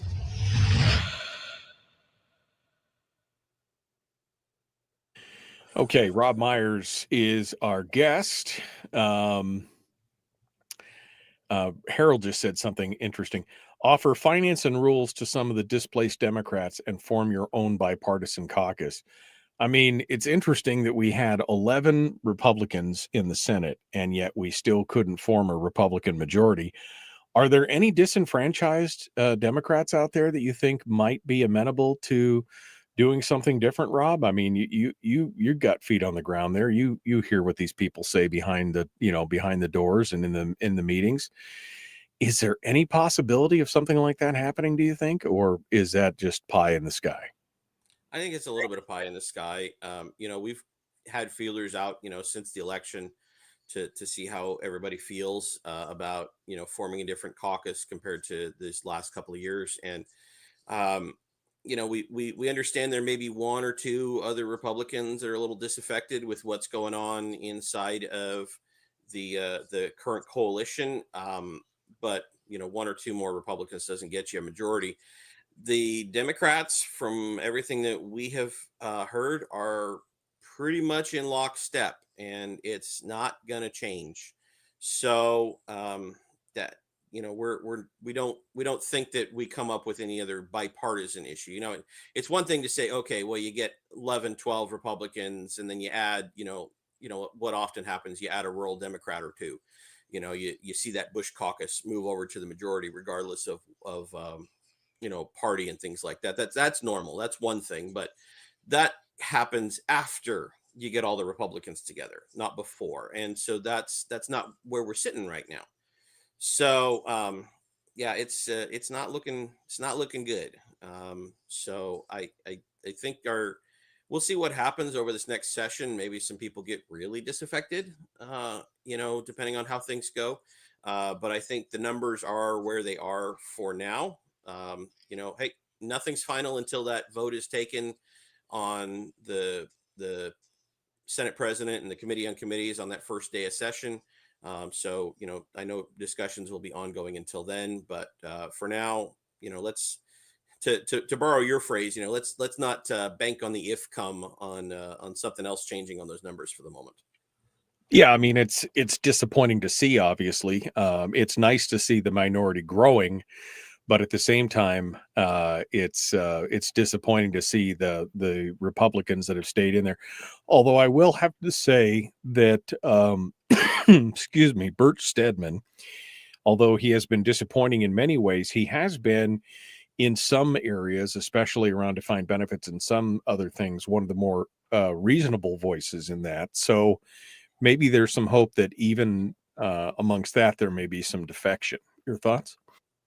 Uh, he comes from an interesting background. I mean, his professional background is he's a CPA, and Right. so he is one of the few people out there that is, kind of waving the red flag here, going, "Hey guys, look at the numbers. The numbers are not good. You're not going to be able to do everything that you say you want to do. This is not looking pretty moving forward." And I think it's going to be an interesting dynamic. I don't know how that's going to play out, but it'll be an interesting dynamic within the Senate over these next couple of years. Yeah, because I know he had some interesting things to say when the defined benefits bill came up last year in front of the Senate, and he was not a fan. And he had some of the more interesting comments that I thought that came out of that. And he has a tremendous amount of power, obviously, in finance. So it should be interesting to see where it goes from there. All right. Let's see. Okay, let's go over here. I'm just looking at the comments here to see what's going on. What is funny is the level of education that is on the FNSB school district. They can't figure it out.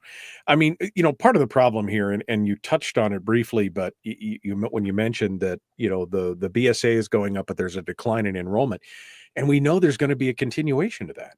We know that's already saying, I mean, the economists and the demographers are saying, we've got a problem with outflow in Alaska. We've got a problem with reproduction rates in Alaska. I mean, it's just not going to, we're not even at a replacement level. So this is a problem that's just going to get better in the long run. Right. We've been fighting demographics. Yeah, right. Yeah, it's going down. Alaska's population peaked in, I'm wanting to say 2013, maybe it's 2012, somewhere around there. We've been losing population statewide for a while now. And now we're just kind of coming to grips with that. And our school population is dropping even faster because one of the few groups in the state that is actually growing is the folks that are over 65. That's not a good place for us to be in. And, nationwide, we're not having the birth rates. So, right. We combine the low birth rate with the economy not doing great. So people migrating out, we're in trouble. Yeah, no, and I think it's just going to get worse, and we'll see. I guess we'll see what happens here as we move forward. Okay, Robb Myers is our guest. We're going to give him his head of steam here in this last segment. We'll continue the Michael Duke Show, Common Sense, Liberty Based, Free Thinking Radio. Here we go.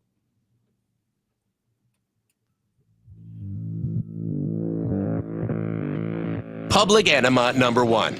Oh, wait, sorry. Public enemy number one, which makes more sense.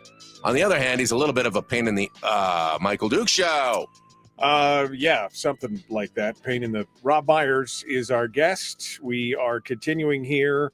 State Senator Myers joins us to talk about the upcoming session, the economics, the economy, both public and private, and everything else. And I promised to give him the floor here for this segment to talk about what he thinks are his critical issues and take it from there. So, Robb, what are your thoughts here? Well, I think the next thing that we need to talk about is federal spending in the state of Alaska. Of course, there's direct federal spending in terms of the military and all the other federal lands that they own and things like that. But it's got a significant impact on our state budget. If you take a look at the operating budget that we just passed earlier this year, we actually spent slightly more in federal money than we did in state general fund dollars. It's by about 100 million. We've got a new administration here that's putting up a panel to try to reduce the federal budget. And Elon Musk is saying he can reduce the federal budget by $2 billion. Okay, let's see. $2 billion. How much that's going to? $2 trillion. Yeah, you're right. 2 trillion. I was missing a few zeros there. And so if he can reduce the federal budget by $2 trillion, how much of that is coming to Alaska right now? Well, just looking at our operating budget, it was over $8 billion.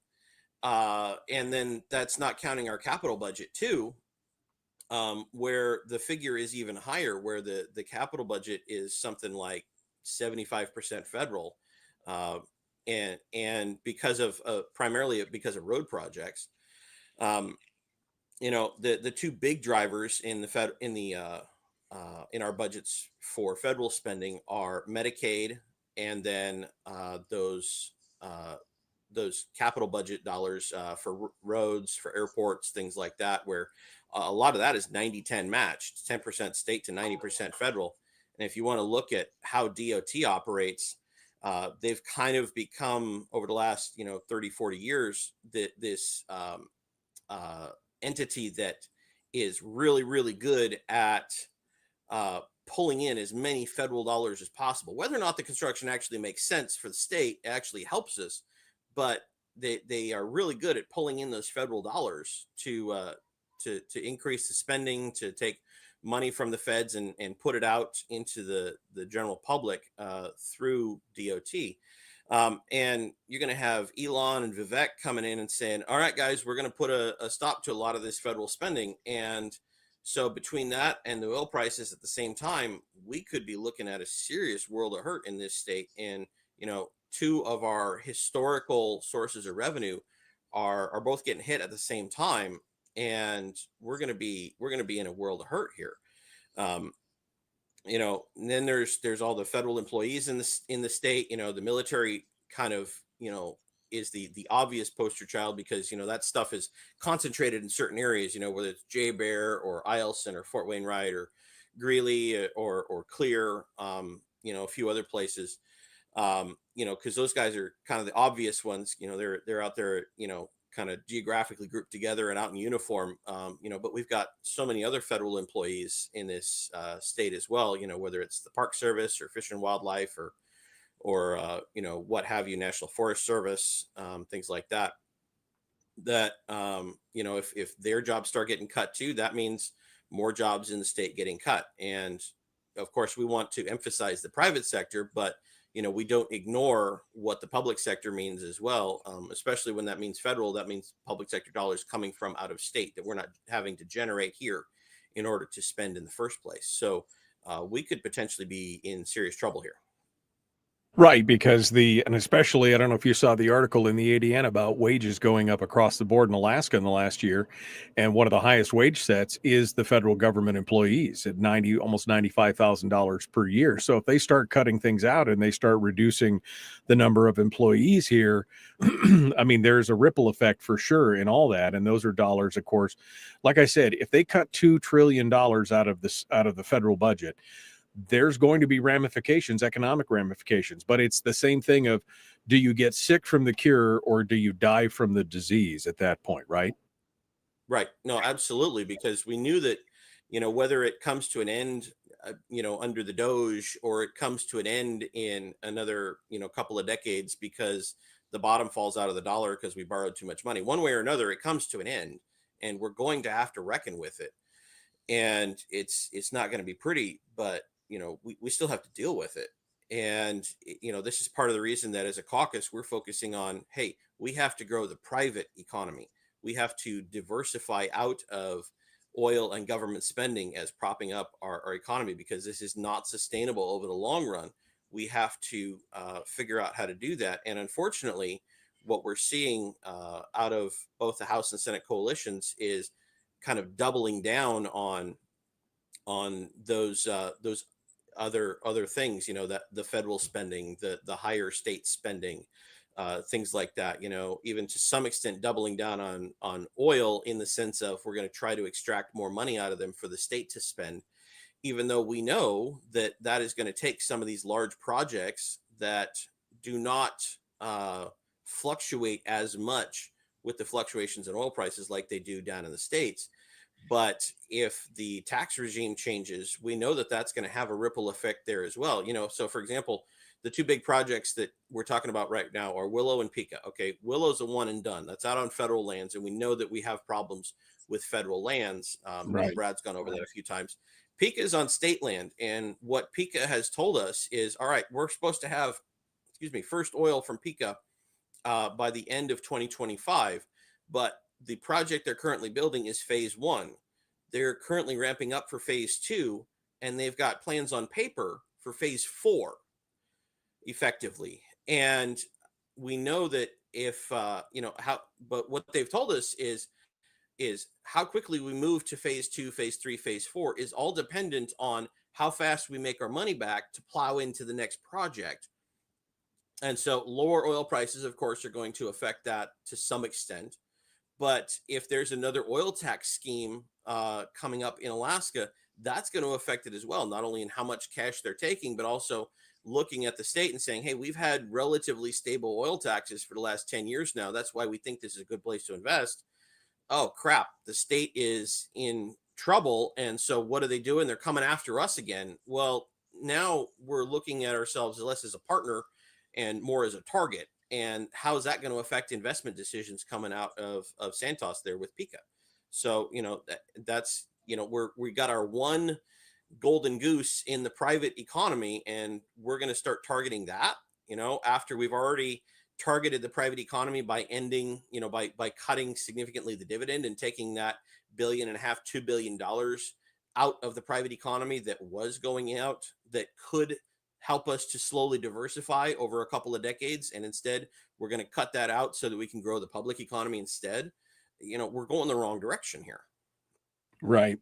Well, and the problem is, there's still, talking with Brad Keithley, who's an oil and gas guy, he said there still is some wiggle room there. You don't have to go full throated, Bill Wilikowski, $1.2 billion a year. He said there's still some money on the table where everybody can walk away happy, but it can't just be the one thing. And you and I have talked about it enough, this disconnect between the public and the private economy, that they just haven't cared about. The only sector of the private economy they've cared about is the oil side of the economy. We've got to focus on the rest of it as well, because otherwise we're just not going to. It's going to be problematic for us, to say the least, because as the public economy continues, or the private economy continues to dwindle, people are going to leave even more. There's going to be even more people out the door. Correct. Yeah, absolutely. We're cutting the private economy in terms of oil taxes. We're cutting the private economy in terms of cutting down the dividend. We're focused the wrong direction here. This is not sustainable. We're making our revenues even more volatile than they are. We've got probably about the worst revenue mix in the country in terms of trying to keep your budget low and sustainable. And, because our revenue sources just encourage us to spend more when that dollar figure comes in, and then that just pushes the cliff higher that we drop off when those revenue sources drop again, which we know they will, because it's all cyclical, whether you're talking about the oil prices or you're talking about the stock market, either way. So, we have to focus on growing the private economy. And if we don't do that, then the outmigration just continues until we get to a point you and I have talked about, where we have the permanent fund brings money in, they spend it on state employees, and then they put in a little income tax to bring money back from the state employees or from the federal employees, and the rest of us are left out in the cold, and we just say, hey, bye guys, it's time to move to Idaho.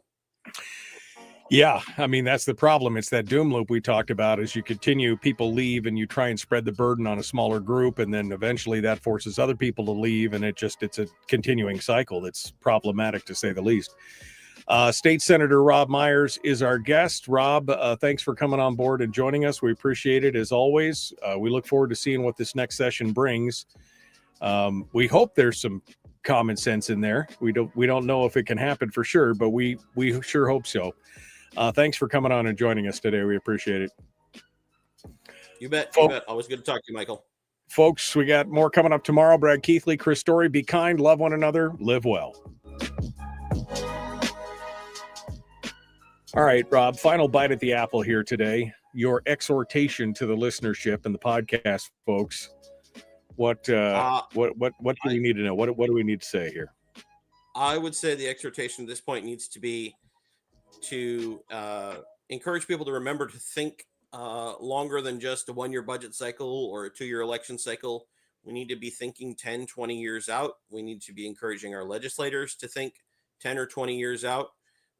Just because you can balance your budget this year does not mean that the world is fine. That the world is rosy. We need to be thinking further out. We need to be reorienting to think about, how is our private economy doing? How are we going to get jobs that are not in government and that are not in the oil industry? I'm all for oil industry jobs. Obviously, a significant portion of my job is based on that. But we know that that can't be the only game in town, or Right. we're going to be in a world of hurt.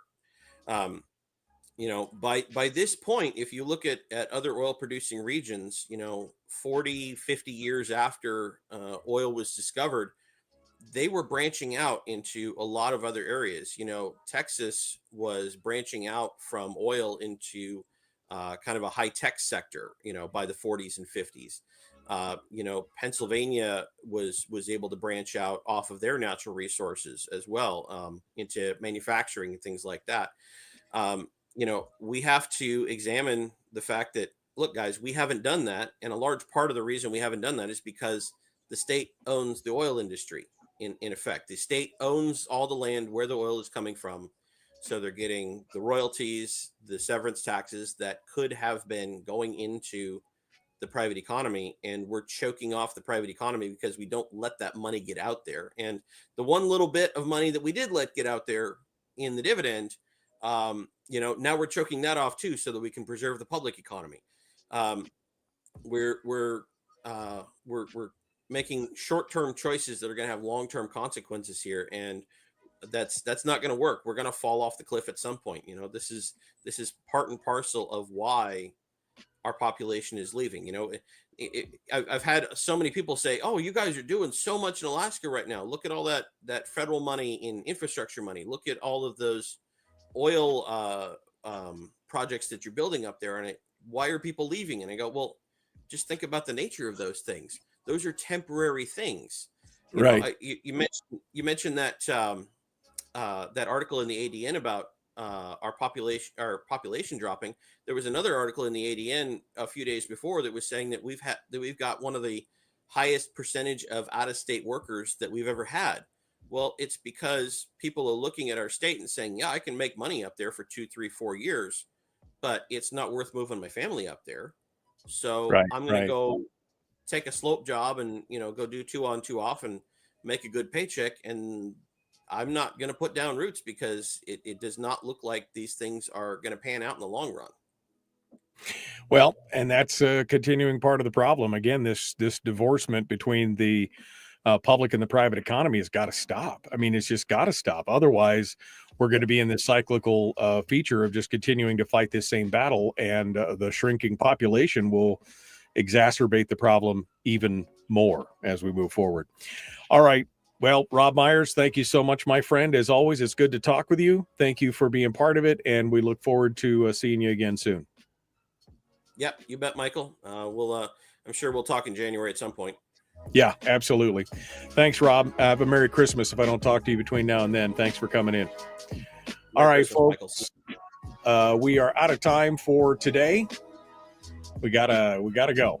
We're gonna bail out of here, and we will be back tomorrow with Brad Keithley and Chris Story. The Michael Duke Show, common sense, liberty-based, free-thinking radio. Please like and share, like and follow, subscribe, ring the bell, do all the stuff on YouTube and Facebook. We will see you guys tomorrow. Have a good day.